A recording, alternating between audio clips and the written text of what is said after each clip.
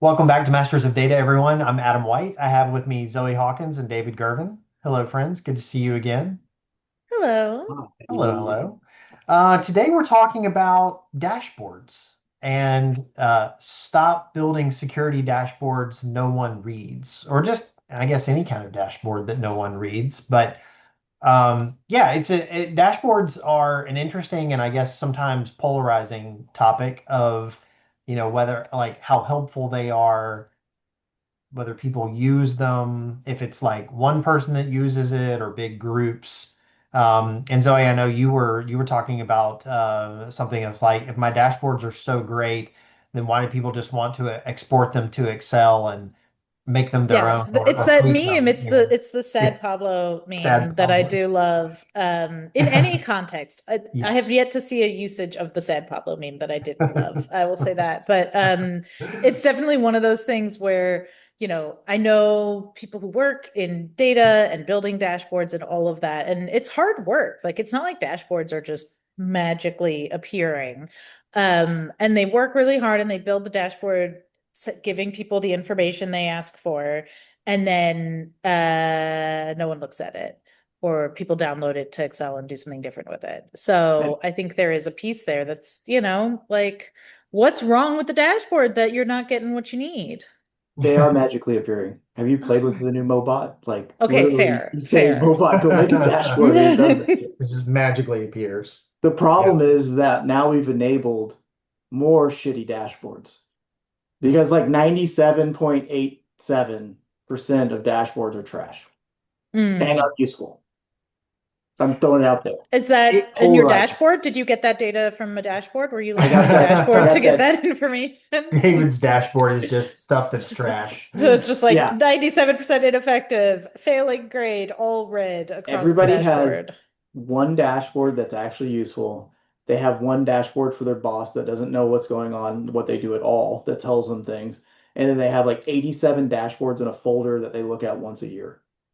But okay, visibility, I think I'm going to interpret that as a visibility thing, David. I'm going to be your corporate speak interpreter here. Angry translator. Yes, angry translator, but he's already angry, so I'll be the calm translator. I But I mean, you when we were chatting about this amongst ourselves before we hit the record button, one of the things you were talking about is when people were in person, things were different because we all looked at the Yeah. same dashboard, right? Like, I think that's worth talking about. Like, when dashboards were useful, if they even were then, what was it about them that made them helpful? Well, I think part of it was like one, you're all in the same room. So like, maybe not always, but like a lot of times, like the SOC still kind of didn't get to work remote. That was like kind of the last position. So you have a bunch of people in a room with some big TVs and you had some dashboards up there.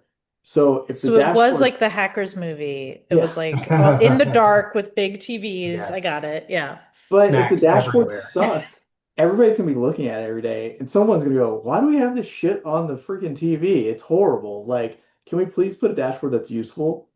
As opposed to like the dashboard that you made for the 400th time that you keep in a folder that you don't really do anything with. It's like there you don't have that like pushback on it. Hmm. Because no one's gonna interrupt your call like when you're like sharing your screen, like, well, in this KPI, we reduced this MTTR to 0.73. No one's gonna be like, your dashboard sucks on that call, which would be hilarious, but no one will. But I do think there is a certain amount of like consensus around the data that maybe is lacking. Like, and it's funny, like the idea of like a North Star metric used to be really popular. I don't know how many years ago, maybe I'm dating myself, but like, it was like, I think it was like Airbnb had like nights booked, average nights Yeah. booked or whatever. And, Uber What's the had main rides thing or that we're whatever. driving towards kind of the, yeah. Exactly. And like, they didn't care about like the customer acquisition cost or whatever. I mean, they cared, but it wasn't that highest level thing of like, just make that number go up and everything else is worthwhile. And like your CEO would walk in and look at the number on the dashboard or look at the number on the big screen and like either give everybody high fives or shake his fist at the sky and, whatever the case might be. I think there's that part of the story that we just don't do anymore. And part of that is remote, but with all this push towards return to office, I'm not seeing people share like office culture of everybody ringing bells or doing something when the pretty dashboard goes a certain way. Like that doesn't seem to be part of the vibe, um, even for Yeah, people who are in an office. Yeah. I think I think I think that would be fun vibe. I think most people going back to the office aren't getting like a bunch of fun vibe right now, but maybe I'm just oversimplifying things. Yeah. Do y'all think on the dashboard front? I mean, I've definitely had examples before where it wasn't the dashboard that was to blame necessarily, but it's, some feeling that the underlying data isn't, telling the story or isn't allowing the dashboard to tell the story, which is how I think about a dashboard, by the way. It's like ideally data is telling a story. To you, I love the North Star thing, Zoe, because it's like maybe because you care about that one thing, it drives your business such that the other things that you could have there matter less if that thing is where it needs to be. So like some of the customer acquisition costs, not saying that's not important, but like if you have data where you're like, I don't know if this dashboard is even telling me the story that I think it's telling me because I don't know if I can trust the data. I think that from like a just pessimism about dashboards being a good tool, that's where that comes from a lot of times. It's like, either that or to David's point, like people just make so many of them that like it's dashboard fatigue, maybe. I Yeah. think And I think, oh, go ahead, David. I was just gonna say, like something you said jumped out at me. It's like dashboards are really hard to do well. Anybody can make a dashboard, but to get to tell the story and use it in the right place is tricky. And I think you kind of like hit something there. It's like they're infinitely useful if done well and for the right thing. And they're infinitely useless in filling up all my folders if they're not done well. Yeah. Yeah, and I mean, I think we talk a lot on this podcast about like the quality of data and is it worthwhile and whatever, but I think it also comes to like what is the narrative of the data? Like even if your data is good, are you looking at it in the right context or can we all agree that it's the right information for this Yeah. story? I mean, we joke around about it a lot of like, oh, this dashboard says that marketing is amazing and sales sucks. And this dashboard says that like sales is amazing and marketing isn't doing their job. And all the dashboards say that product is just, not doing their job. You know what I mean? Like this is every Yeah. company, right? Every The war company of data. will Yeah. will just like use their data to say that other functions are dragging them down, but they're doing all the right things, right? Yeah. And so I think there is that piece around like functional dashboards, team dashboards versus like corporate dashboard. It almost becomes like who's the storyteller in this, who's trying to look Mhm. good in all of this, and which dashboards or data they, rely on or that they use to tell those stories. Yeah. There is that interesting component too. We've hinted at this a little bit in this, but like practitioner dashboards versus leader dashboards, and just the dynamic there of like practitioner being a little bit more just kind of reactive to what's happening. Right now, are we secure or not? Are we fulfilling our reliability demands or not? Leader is kind of like that bigger roll up of, are we doing things kind of more broadly that are moving the needle in the right direction? Do we need to adjust resources or ask for more budget? Or, it's a interesting dynamic too between, to your point just now, Zoe, like who's creating the dashboard and for what purpose? Yeah, I mean, I think there's especially in security, we've talked about it so much that things are always on fire, right? Like you never win in security. You just have like the next day's problems that you can wake up Yeah. to. But a CISO still has to go to board meetings. They still have to go and roll things up and say like, are we safer now than we were last year? And how do you measure that? And what do you look at?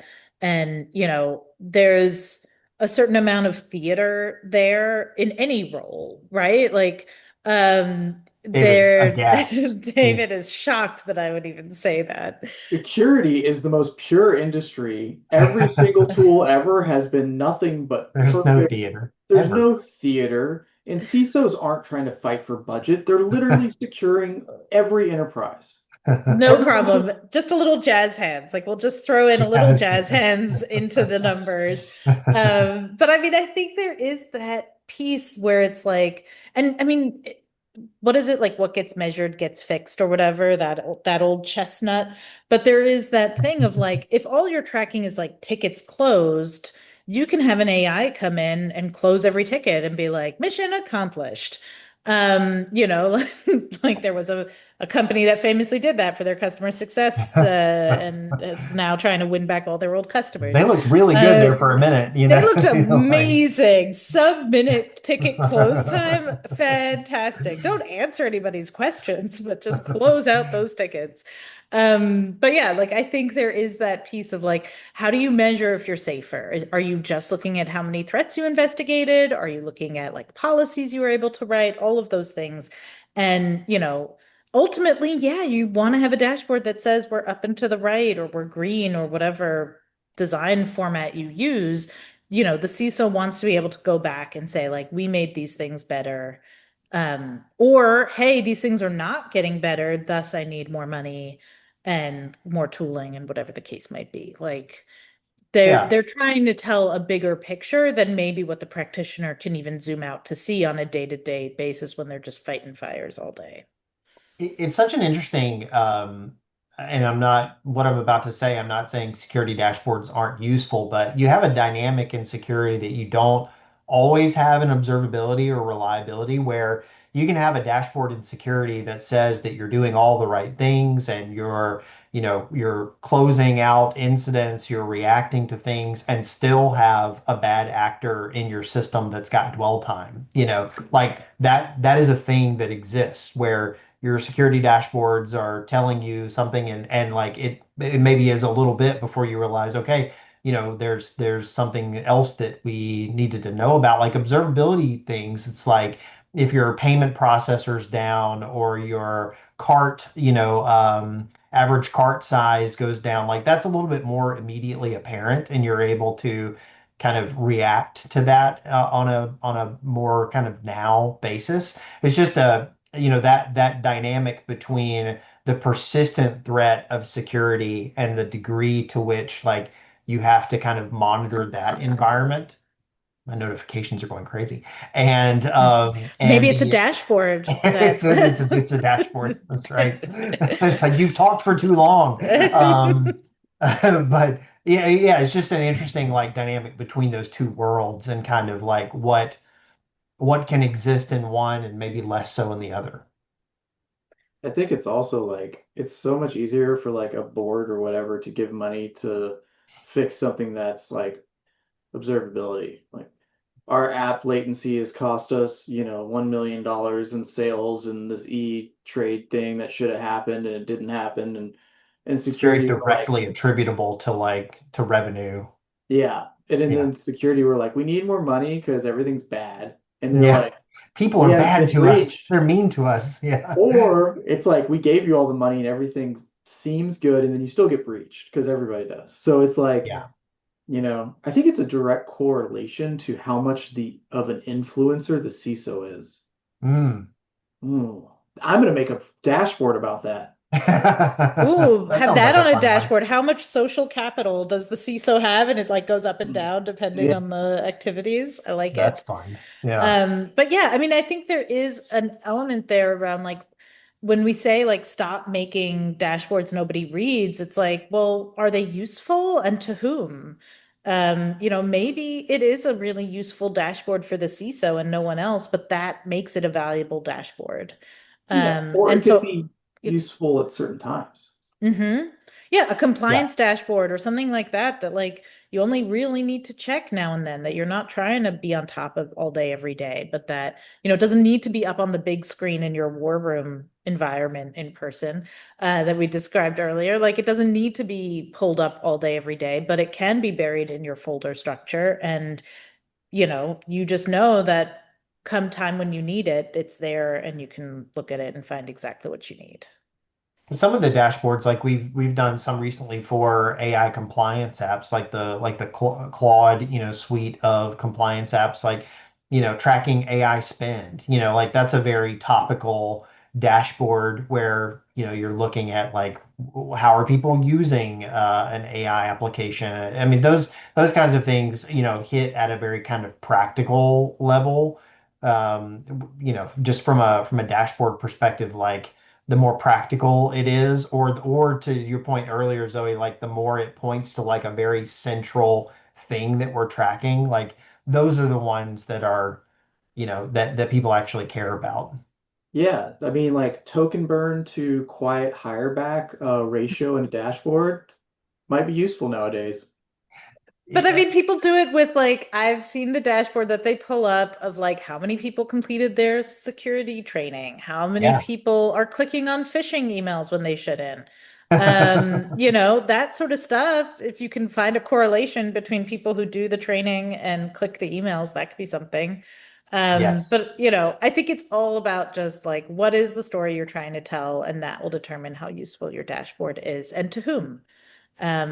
Things Yeah. that I find super interesting in dashboards, no one else might find interesting, and that's okay.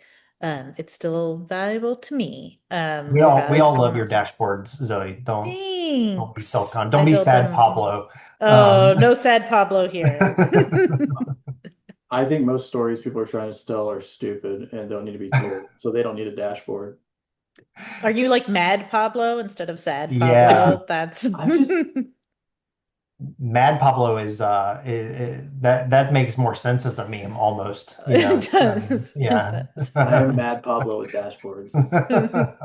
I don't care about how many phishing clicks on hit because it's another one of those controls that don't make a lot of sense in security. I can build a phishing campaign that will smoke everybody in this company. That's not going to help anything. Well, what is a good, if you're a CISO then, David, what is a good dashboard that you actually care about? Well, for CISOs, it's different because they don't really do security. But they They have to like, manage up to the board yeah. and yeah, so they have to do non-technical people technical things like translation. So they show pretty charts and say these things are What bad. would be their pretty charts These things though? aren't Like as what bad.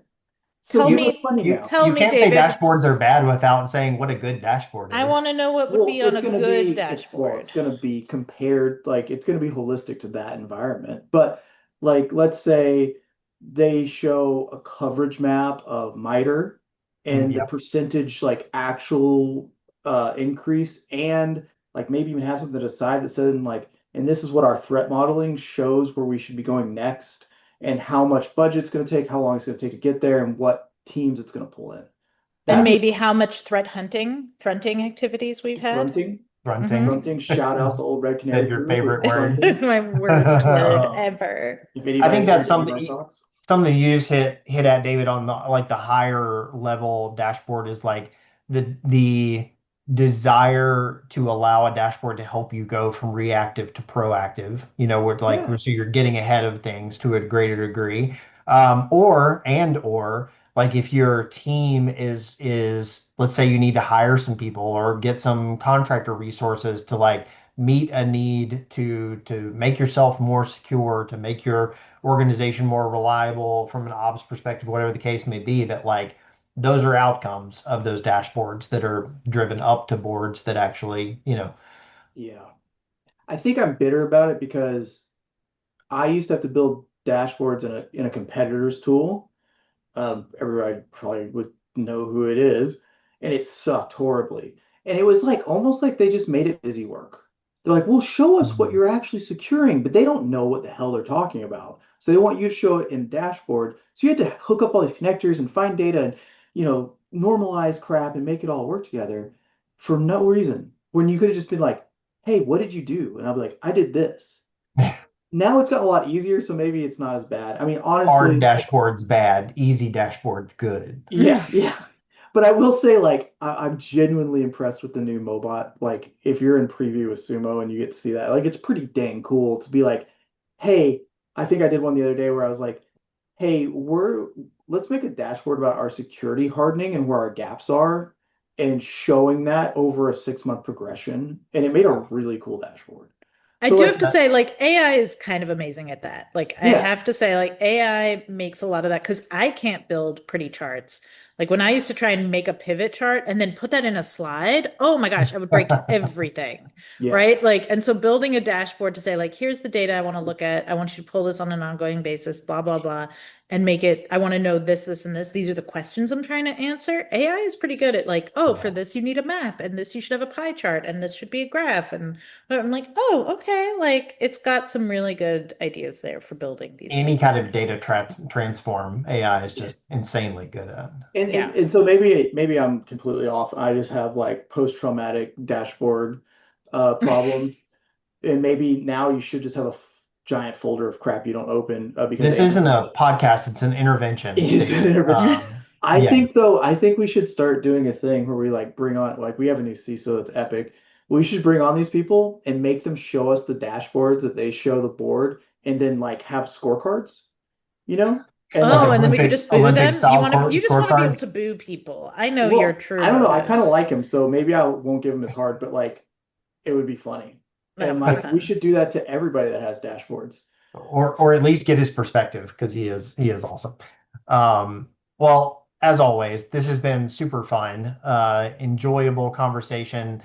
I am excited, just like you talked about, David, like the possibility of AI building dashboards. I think one of the great things about that is like maybe humans haven't been awesome always at building dashboards because our knowledge, like to your point, Zoe, on the like, Excel to pivot tables to like putting that somewhere, like unless you do that all the time, you have to relearn it every time. It's kind of that way with dashboards a little bit, again, unless you just do it nonstop. So AI just being able to say like, not even these are the things that I want you to build, but like this is the outcome, be it a North Star, or these are the three things that I want to see. And you don't have to concern yourself exactly with like how that's done because AI is so good at it.